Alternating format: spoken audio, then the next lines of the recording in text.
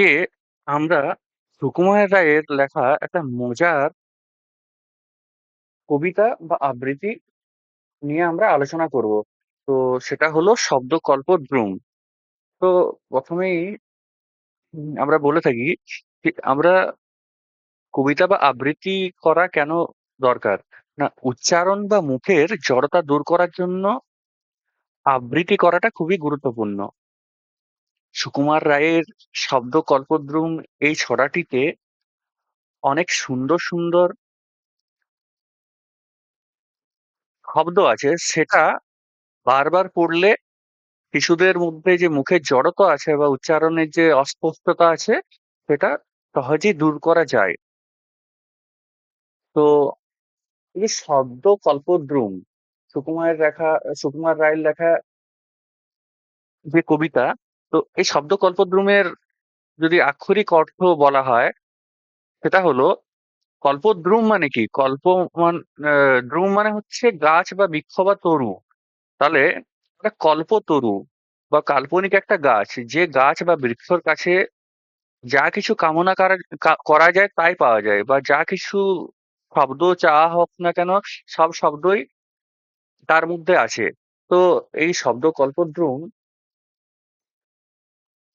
আহ একটা বিখ্যাত জ্ঞানী মানুষ আছেন রাধাকান্ত দেব।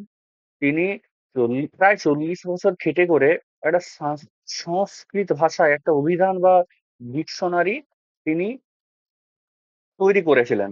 তো সেই সময়, মানে সেটা 1819 সালের কথা, তো সেই সময়ে এমন কোনো সংস্কৃতের শব্দ ছিল না যা এর মধ্যে পাওয়া যেত না। তাহলে উম, শব্দ কল্পদ্রুমটা হচ্ছে একটা কল্পবৃক্ষ বা কল্পতরু, যে বৃক্ষ বা গাছের কাছে যে কোনো শব্দ চা হোক না কেন সেগুলো সবই পাওয়া যায়। তো আমরা মূল কবিতায় চলে আসছি। এই যে সুকুমার রায়, তো সুকুমার রায়ের সম্বন্ধে দু এক কথা আমরা একটু বলি। সুকুমার রায়ের যে কবিতা শব্দ কল্পদ্রুম, সেটা এই সুকুমার রায় আবোল তাবোল বই থেকে নেওয়া হয়েছে। তো ওনার পিতার নাম হলো উপেন্দ্র কিশোর রায়চৌধুরী, শিশু সাহিত্যিক ছিলেন। ওনার বিখ্যাত কয়েকটি বই হলো টুনটুনির বই, গুপি গাইন বাঘা বাইন।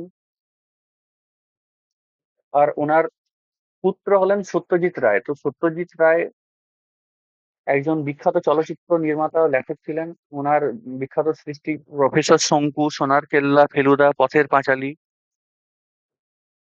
তো আমরা সুকুমার রায়ের যে আবোল তাবোল থেকে নেওয়া শব্দ কল্পদ্রুম এই কবিতা বা আবৃত্তি সম্বন্ধে আমরা আলোচনা করব। তো এই কবিতার যে বিষয়বস্তু, সেটা একটা কাল্পনিক শব্দ দূষণের কথা বলা হয়েছে। যে আমরা আমাদের চারপাশে মানে অনেক রকম শব্দ শুনতে পাই। যেমন বাঁশির শব্দ হতে পারে, মাইকের শব্দ হতে পারে, কোনো ফটকা ফাটার শব্দ হতে পারে, কোনো কিছু পড়ে যাওয়ার শব্দ হতে পারে। কিন্তু এমন কিছু ঘটনা ঘটে যা চোখে দেখা গেল তার শব্দ আমরা শুনতে পাই না। তো নানা ঘটনার ওইসব না শুনতে পাওয়া যে শব্দগুলো কেমন হতে পারে, সেটাই কবির কল্পনায় এই কবিতায় লেখা হয়েছে। যেমন ফুল ফোটার শব্দ, কোনোদিন আমরা কি শুনি? ফুলের গন্ধের শব্দ, হিম পড়ার শব্দ, চাঁদ ডুবে যাওয়ার শব্দ, ঘুম ভাঙার শব্দ, চিন্তার শব্দ, ব্যথার শব্দ, বুক ফাটার শব্দ, মাল কোঁচা মারার শব্দ।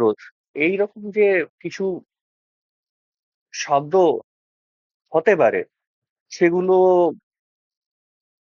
মজার ভাষায় সুকুমার রায় এই কবিতায় তুলে ধরেছেন। তো আমরা কবিতাটি পড়ি। ঠাস ঠাস ধুম ট্রাম, শুনে লাগে খটকা, ভুল ফোটে তাই বলো, আমি ভাবি পটকা, সাঁই সাঁই পন পন, ভয়ে কান বন্ধ, ওই বুঝি ছুটে যায় সে ফুলের গন্ধ। হুড়মুড় ধূপধাপ, ও কি শুনি ভাই রে, দেখছো না হিম পড়ে, যেও না কো বাইরে। চুপ চুপ, ওই শোন, ঝুপঝাপ, ঝপাস, চাঁদ বুঝি ডুবে গেল। গব গব, গবাস, ঘ্যাস ঘ্যাস, ঘ্যাঁচ ঘ্যাঁচ, কত কাটে ওই রে, দূর চুরমার, ঘুম ভাঙে কই রে, ঘর ঘর ভন ভন, ঘোরে কত চিন্তা, কত মন নাচে শোন, ধেই ধেই ধিনতা, ঠুংঠাং ঢং ঢং, কত ব্যথা বাজে রে, ফটফট বুক ফাটে, তাই মাঝে মাঝে রে, হৈ হৈ মার মার, বাপ বাপ চিৎকার, মাল কোঁচা মারে বুঝি সরে পড়ে এইবার। তাহলে দেখো, এখানে ফুল ফোটার শব্দ বলেছে। ফুল ফোটার শব্দ তো আমরা শুনতে পাই না, কিন্তু কবি মজার ভাষায় তিনি তুলে ধরেছেন যে ঠাস ঠাস দুমদাম করে মানে ফুল ফুটছে। কবির মনে প্রশ্ন জেগেছে। তো কবি ভাবছে যেন ফটকা ফাটছে। দিয়ে কি হলো, ফুল তো ফুটলো, এবারে সাঁই সাঁই পন পন করে ফুলের গন্ধ ছুটে যাচ্ছে। হুড়মুড় ধূপধাপ, ও কি শুনি ভাই রে, দেখছো না হিম পড়ে, এই হিম মানে বরফ, দেখছো না যে বরফ পড়ছে হুড়মুড় ধূপধাপ করে। যেও না কো বাইরে, কেউ বাইরে যেও না। চুপ চুপ, ওই শোন, ঝুপঝাপ, ঝপাস। তাহলে ঝুপঝাপ ঝপাস আর গপ গপ গবাস করে চাঁদ ডুবে গেল।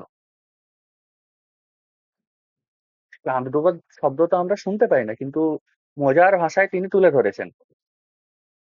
ঘ্যাঁস ঘ্যাঁস, ঘ্যাঁচ ঘ্যাঁচ, কত কাটে ওই রে, কোনো কিছু যেন কাটা হচ্ছে, আর তার শব্দ শোনা যাচ্ছে, ঘ্যাঁস ঘ্যাঁস, ঘ্যাঁস ঘ্যাঁস, চুরদার চুরমার, ঘুম ভাঙে কই রে।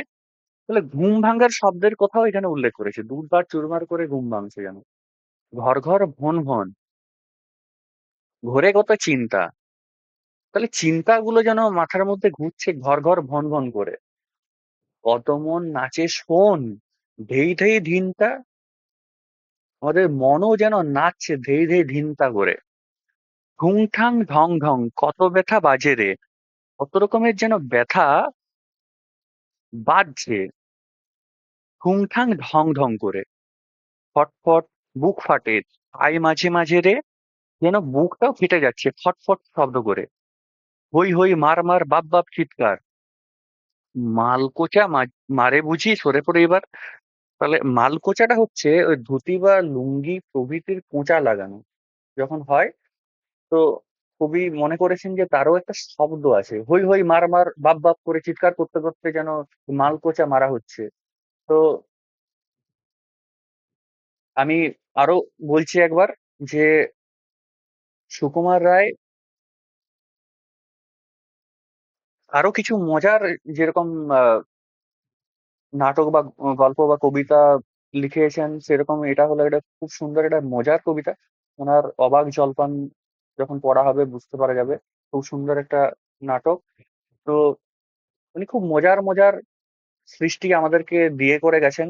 তো তার মধ্যে শব্দ কল্পদ্রুমটা হলো একরকম, সেই রকমই একটা মজার কবিতা বা আবৃত্তি।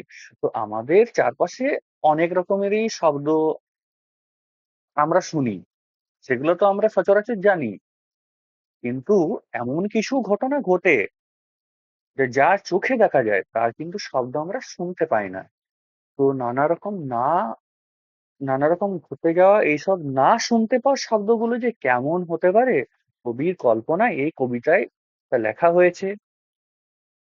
কবির মনে হয়েছে চাঁদ গব গব গবাস শব্দ করে ডুবে যায়, তো ব্যথাটাও যেন ঠুং ঠাং ঢং ঢং করে বাজে, ফটফট করে বুকটা ফেটে যায়।